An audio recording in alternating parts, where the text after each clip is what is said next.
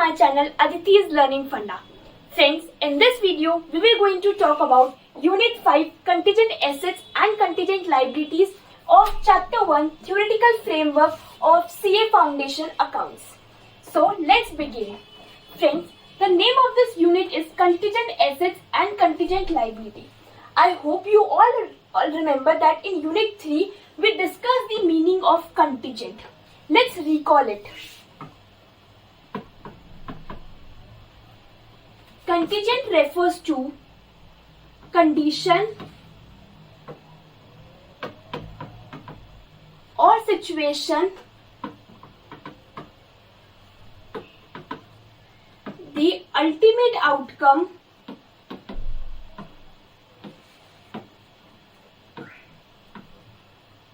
will be determined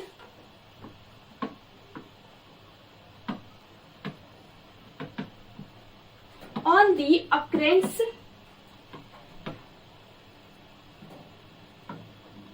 or non-occurrence of uncertain future events. Friends, what do you mean by the term contingent? Contingent एक ऐसी condition या एक ऐसी situation है जहां पर किसी चीज का आउटकम किसी अनसर्टेन फ्यूचर इवेंट के होने ना होने पर निर्भर करता है। मतलब कोई चीज का आउटकम या तो गेन या लॉस कब कंफर्म होगा, कब डिटरमाइन होगा, जब कोई अनसर्टेन मतलब होगा या नहीं होगा हमें नहीं पता, कोई श्योरिटी नहीं है, एक पॉसिबिलिटी है बस। किसी फ्यूचर इवेंट की अनसर्टेनिटी के होने ना होने पर किसी चीज का आउटकम, एक ऐसी कंडीशन को हम कंटीजेंसी बोलते हैं। Now let's come to a first term, contingent asset.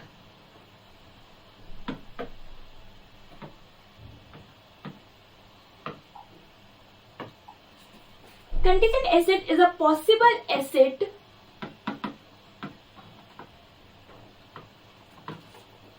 arises from past event and whose existence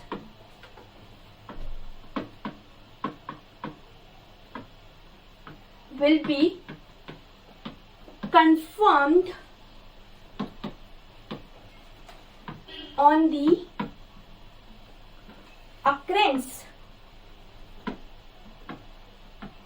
or non-occurrence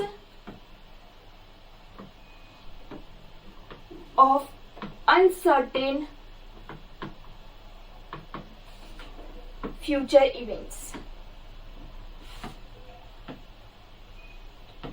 Friends, let's understand the meaning of contingent asset. Contingent asset वो कौन से assets होते हैं? Contingent assets कुछ ऐसे possible assets होते हैं जो हमारे किसी पास्ट इवेंट की वजह से अराइज हो सकते हैं और उनकी एग्जिस्टेंस कब कंफर्म होगी, जब किसी फ्यूचर इवेंट के होने ना होने पर उसकी एग्जिस्टेंस डिटरमाइन करती है। मतलब कोई भी एक ऐसा एसेट जिसकी एग्जिस्टेंस कब कंफर्म होगी, जब हमारा कोई फ्यूचर इवेंट होगा या नहीं होगा। किसी फ्यूचर इवेंट पे हमारा कोई एक एसेट निर्भर करता है, that is our contingent asset. Now let's understood our next term, that is contingent liability.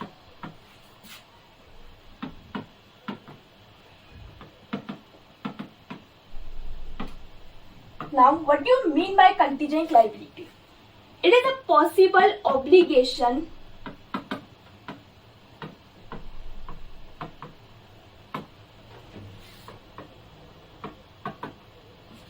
arising from past events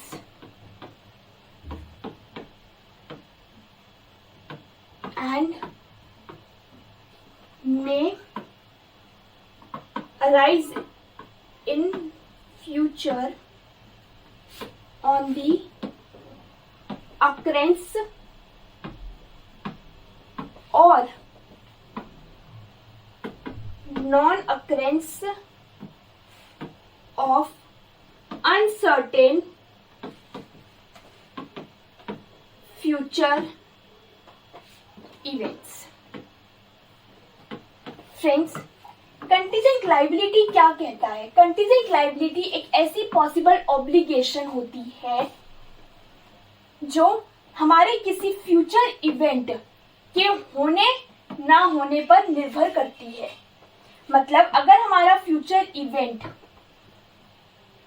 होगा या नहीं होगा, उस हिसाब से हमारी एक लायबिलिटी अराइज होती है, उसे हम कंटीजेंट लायबिलिटी कहते हैं।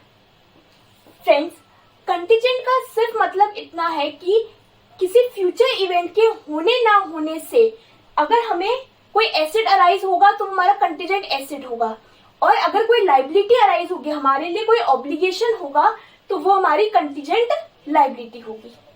Now let's take a example to understand these two terms. Let's suppose there is a company ABC and another company XYZ. Friends, company ABC ने कंपनी XYZ के ऊपर एक केस फाइल किया। किस चीज का केस फाइल किया? कि कंपनी ABC को ऐसा लगता है कि कंपनी XYZ ने उसके पेटेंट राइट्स यूज किए हैं। मतलब कंपनी XYZ ने कंपनी ABC के कुछ पेटेंट राइट्स यूज किए हैं विच इज इलीगल। तो इसलिए ABC कंपनी ने एक केस फाइल किया है कंपनी XYZ के ऊपर। अब there is a very decent chance मतलब बहुत ही अच्छा चांस है कि company ABC will win the case.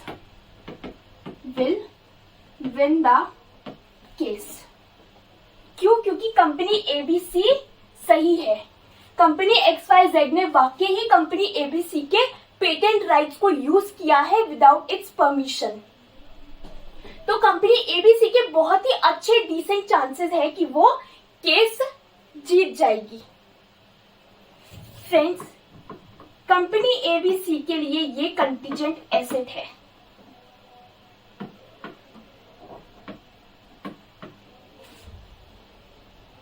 क्यों? क्योंकि किसी फ्यूचर इवेंट केस के जीतने ना जीतने पे उसका ये एसेट निर्भर करता है।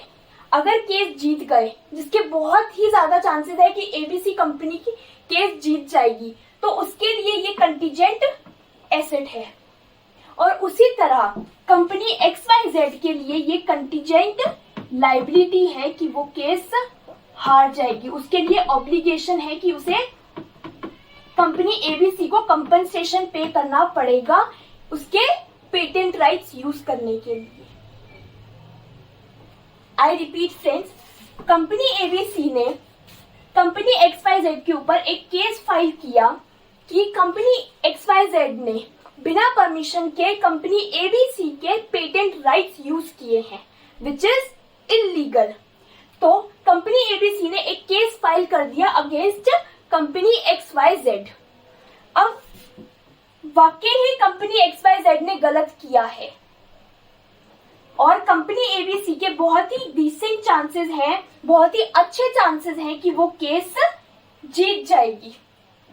तो कंपनी ABC के लिए ये कंटीजेंट एसेट कहलाएगा और कंपनी XYZ के लिए वो कंटीजेंट लायबिलिटी कहलाएगा।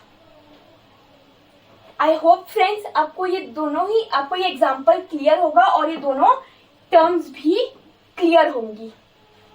Let's just give a quick recap. Friends, हमने यूनिट 3 टर्मिनोलॉजीज के अंदर कंटीजेंट टर्मिनोलॉजी के बारे में पढ़ा था, जिसका मतलब ये है कि एक ऐसी कंडीशन, एक ऐसी सिचुएशन जहां पर किसी चीज का आउटकम गेन या लॉस किसी फ्यूचर इवेंट के होने ना होने पर निर्भर करता है। ऐसी कंडीशन, ऐसी सिचुएशन को हम कंटीजेंसी कहते हैं। फ्रेंड्स, इसके अंदर हमने दो टर्म्स पढ़ी, कंटीजेंट एसेट। कंटीजेंट एसेट का क्या मतलब है? कंटीजेंट एसेट एक ऐसा पॉसिबल एसेट है जिसकी एग्जिस्टेंस कब कंफर्म होगी, जब हमारा कोई फ्यूचर इवेंट होगा या नहीं होगा, उसके ऊपर हमारा ये एसेट की एग्जिस्टेंस डिपेंड करती है। मतलब हमारे फ्यूचर इवेंट पे हमारा कोई एक एसेट डिपेंड करता है। कंफर्म नहीं है ये एसेट हमारे लिए एसेट होगा भी या नहीं होगा, लेकिन चांसेस है तो हम उसको एसेट मान लेंगे। अगर लायबिलिटी की चांसेस है तो हम उसको लायबिलिटी कंसीडर कर लेंगे। लेकिन किसी फ्यूचर इवेंट के होने ना होने पे वो चीज निर्भर करनी चाहिए। Okay friends, next term was contingent liability.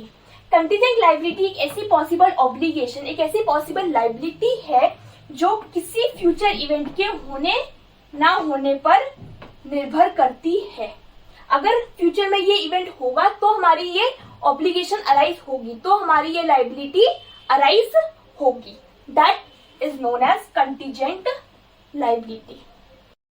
After that friends, we discussed an example. क्या समझा था हमने इस एग्जाम्पल में कि कंपनी ABC ने कंपनी XYZ के ऊपर एक केस फाइल किया। क्यों? क्योंकि कंपनी XYZ ने कंपनी ABC के पेटेंट राइट्स यूज किए without its permission, which is illegal. इसलिए कंपनी ABC ने कंपनी XYZ के अगेंस्ट एक केस फाइल कर दिया। और अब there is a very decent chances, very high chances कि company ABC will win the case. For company ABC, it will be a contingent asset, and for company XYZ, it will be a contingent liability. क्यों friends? क्योंकि case जीतने के chances ABC company के ज्यादा है, इसलिए उसके लिए एसेट बन जाएगा। हो सकता है कि ये लायबिलिटी भी बन जाए, लेकिन लायबिलिटी किन कंडीशंस में बनेगी फ्रेंड्स? दो कंडीशंस। हो सकता है कि ABC सपोज केस हार गई तो XYZ ने कोई क्लेम नहीं, कुछ नहीं, तो ABC XYZ कोई एसेट, कोई लायबिलिटी किसी के लिए भी अराइज नहीं होगी। लेकिन दूसरी कंडीशन, दूसरा चांस ये भी हो सकता है कि कंपनी XYZ कंपनी ABC के ऊपर कंपनसेशन का क्लेम कर दे। क्यों? क्योंकि आपकी वजह से मेरी बिजनेस में रेपुटेशन खराब हुई, आपने मेरे ऊपर झूठा केस किया, मुझे आपसे कंपनसेशन चाहिए। उस केस में कंपनी ABC के लिए वो लायबिलिटी बन जाएगा और कंपनी XYZ के लिए वो एसेट बन जाएगा। ओके फ्रेंड्स, तो एसेट के भी चांसेस हैं, लायबिलिटी के भी चांसेस हैं, लेकिन हमने उसे कंटीजेंट एसेट क्यों बोला? क्योंकि एसेट बनने के ज्यादा चांसेस हैं as compare to liability. Okay friends, so I hope friends ये एग्जांपल और इन दोनों ही टर्म्स में डिफरेंशिएशन आपको बहुत ही अच्छे से क्लियर हो गया होगा। Friends, if you found this video fruitful, don't forget to like and subscribe to my channel and press the bell icon so that आपको सारी latest notifications time to time मिल जाए। And one more thing friends, to boost your morale, to boost your spirit in the right direction, don't forget to always like my community tab post in which I will daily post a motivational quote so that you can boost your morale in the right direction. And you can also follow me on my Twitter handle @coach Aditi Gupta. Thank you so much guys.